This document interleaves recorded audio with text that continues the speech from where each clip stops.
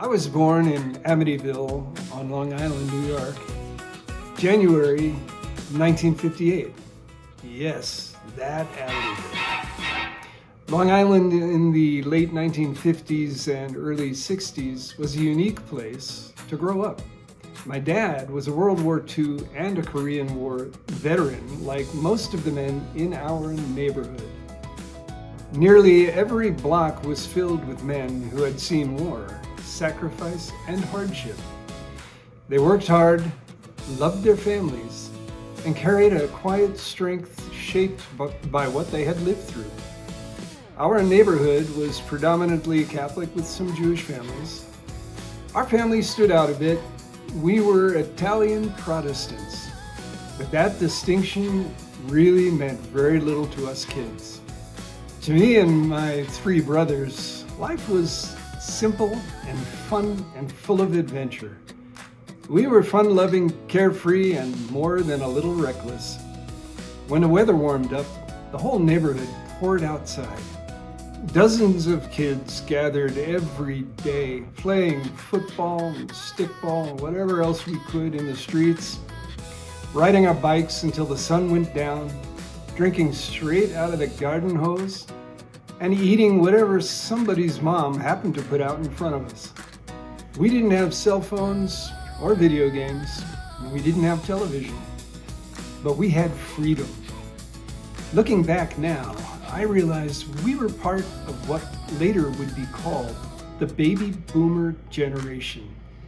Kids that were raised in the long shadow of war, but filled with hope that life could be better. One ordinary day, while playing football out in front of the house, my buddy Frankie Cavalucci tackled me in the street.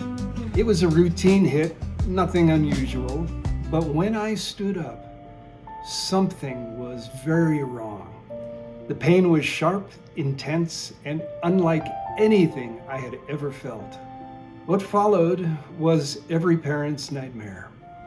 Doctors discovered what they described as an inoperable, life-ending tumor on my spine.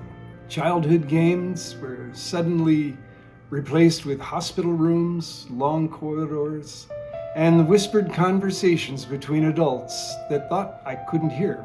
I spent nearly a year in the hospital undergoing surgery and cobalt radiation treatments. The future was uncertain at best. To everyone's surprise, including the doctors, I survived. Even as a child, something settled into my heart during that time. I wasn't supposed to be here. I didn't yet know why, but I knew my life had been spared for a reason. In 1968, once I was strong enough to travel, my family moved west to Arizona. We settled in Page, a small town surrounded by desert, red rock, and wide open skies. It was a dramatic change from Long Island. I started over. I made new friends, and I found my place in the school band as a drummer. Music quickly became my world. One band led to another. Garage bands turned into local gigs. The louder the music, the freer I felt. But music also opened doors to other things: drugs, alcohol, and a lifestyle built on excess and rebellion. On the outside, it looked pretty fun. On the inside, I carried a constant awareness that I was wasting something precious. I knew my life was a miracle, and deep down, I knew I was created for something better.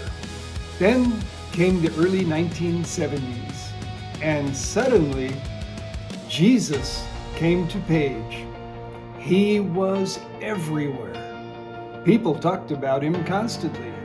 He showed up at the parties, in school conversations. He was on the radio. I couldn't avoid him. I practically had to maneuver around Jesus just to buy a little weed, and he wrecked my love life. Even the bikers I played music with couldn't resist bringing Jesus into the conversation. No matter where I turned, there he was, persistent, unrelenting, and impossible to ignore. One night, 1973, I went to a concert in Page, just looking for some music. Sure enough, turned out to be a Jesus band. I laughed it off, but something about that stuck with me. In 1974, it was about a year later, my family and I moved again, this time to Prescott. I picked up right where I left off. It was music, alcohol, dope, and Jesus.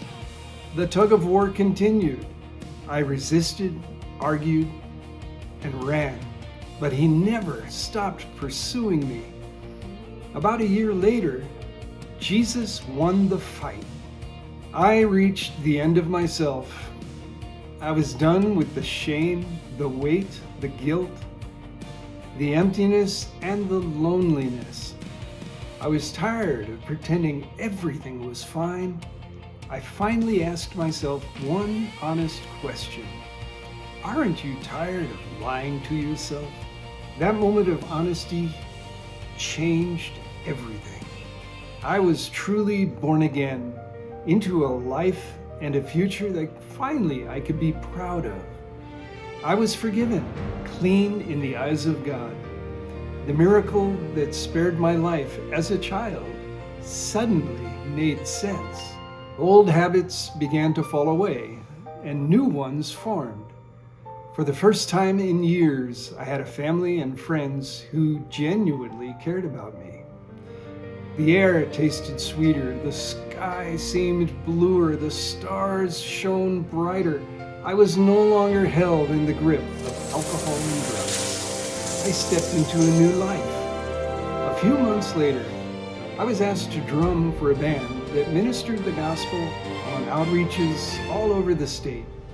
Playing music sober was a new experience for me, and I was making good choices for the first time in a very long time. After about a year and a half of faithfully attending church and ministering through music, I met Beth, the woman who would become my wife. We were young, naive, impulsive, and madly in love. I was a piece of work, but she was an angel. We didn't have a clue. Her mom and dad, Greg and Rochelle, two of the finest people I have ever known, did their best to slow us down, to help us face a little reality. But we married anyway in August of 1977. We owned the clothes on our backs and a set of drums. To this day, I'm deeply grateful for the people whose love and patience carried us through those early years. Sometime later, Pastor Mitchell was showing video footage of a church outreach, and I appeared on the screen. He commented, "I never expected Ciaccio to make it." I think that's the only thing he was ever wrong about. Down deep, the Lord helped me and Beth to develop an unbreakable resolve to serve Him, the Lord, and to serve each other. It didn't take long before doors began to open. I discovered this thing called work. Now, once I figured that out, amazing things started to happen. A good job, a car that actually ran, a home of our own, children, and a fruitful ministry. Remember that Jesus concert in Page that I mentioned?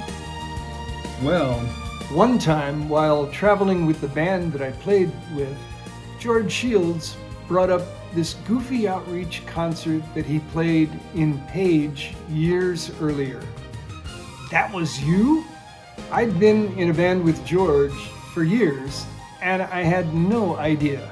A seed had been planted way back then, one that took root much later. Thank you, George. I've been serving the Lord for 50 years now. I get to play with an outstanding band. I attend an amazing church. I live with hope and purpose, and I feel like it's only just begun. Doctors once told me that I would be sterile because of the radiation treatments, but God had other plans. We have 4 outstanding children, 12 grandchildren, and 2 great-grandchildren. Every one of them is a reminder that God's plans are greater than the medical reports, greater than fear, greater than our past. God truly has a plan for each and every one of us. He knew my pain, my sorrow, and my doubts. And I found forgiveness and a brand new life in Jesus.